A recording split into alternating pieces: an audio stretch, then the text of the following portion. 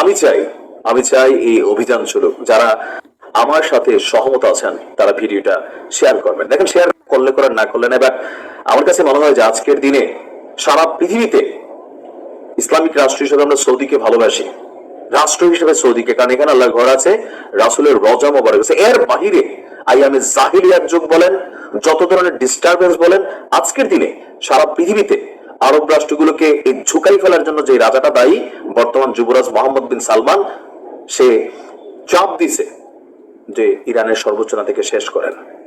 এখন এই যে ঘটনা ঘটছে, এরপরে হচ্ছে খুশির সংবাদ হচ্ছে, আমি জানি যে ইরান হারবে, প্যাথেটিক একটা সিচুয়েশন তৈরি হবে, মানে এতটা প্যাথেটিক হবে যে আমরা হয়তো গা ওই যে যা অর্থাৎ গাজার পরিস্থিতি আমরা এখানে দেখতে পারি। বাট ইরান ঝুঁকবে না। কি ঘোষণা আসছে দেখেন, কিছুক্ষণের মধ্যেই যুক্তরাষ্ট্রের ঘাঁটি এবং ইসরায়েলে ইতিহাসের সবচেয়ে বড় অভিযান চালাবে ইরান।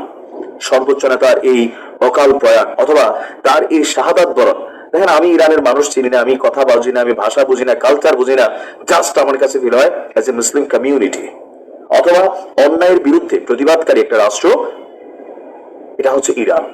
আমার যদি এতটুকু ফিলিংস কাজ করে, আমার নিউজ শুই না, আপনার যদি এতটুকু ফিলিংস কাজ করে, যারা ওই দেশের জনগণ, তাদের ফিলিংসটা কতটুকু?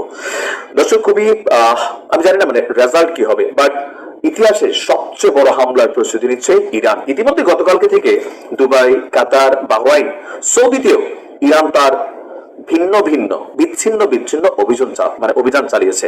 But right now something bigger এটা সামনে আসছে।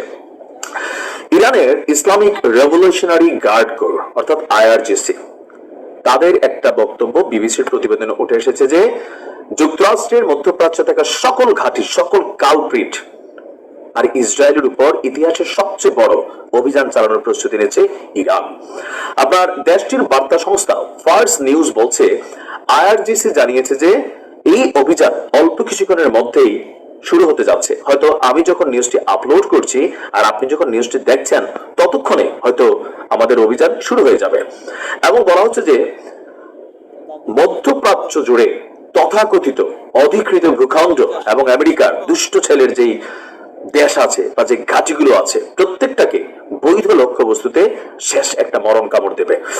আপনার কয়েক ঘন্টা আগে ইরানের রাষ্ট্রীয় গণমাধ্যম আমাদের সর্বোচ্চ নেতার মৃত্যুর বিষয়টি নিশ্চিত করেছে এবং কি ডোনাল্ড ট্রাম্প উচ্ছ্বাস প্রকাশ করছে, দেখো, আই হ্যাভ ডান ইট, শেষ। তবে ইরানের জন্য সামনে দুইটাই পরিণতি।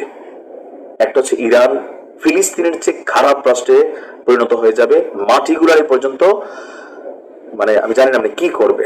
কারণ এখানে আপনার যে সিজ্জিল নামক যে মিসাইল গতকাল ইরানের আকাশে দেখা গেছে, এটা বড় ভয়ঙ্কর। আর আমেরিকা যে মেশিনারিজ গুলা ইসরায়েলের হাতে দিয়েছে, মাটির নিচে থাকা সুরক্ষিত বাংকার, সে বাংকার পর্যন্ত ধসাই দিতে পারে এমন টাইপের মেশিনারিজ কিন্তু তুলে দিয়েছে।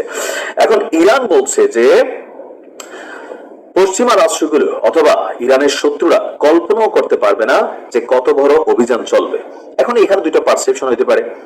আমি আগেই বলছি, এই যে সময়টা নিছে আমেরিকা, তখন কিন্তু বলছি যে আমেরিকা আসবে, ধরবে ইরান রে।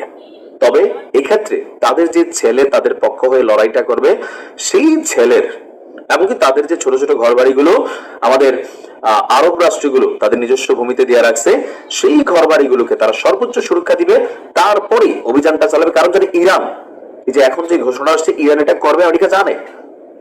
আর সেই কারণে তারা সর্বোচ্চ লেভেলে আপনার নিরাপত্তা সিস্টেম আপডেট করে ফেলছে। তারপরে বাকিটা আল্লাহর হাতে। দোয়া করি এই অভিযান সফল হোক। ভালো থাকুন। আসসালামু আলাইকুম।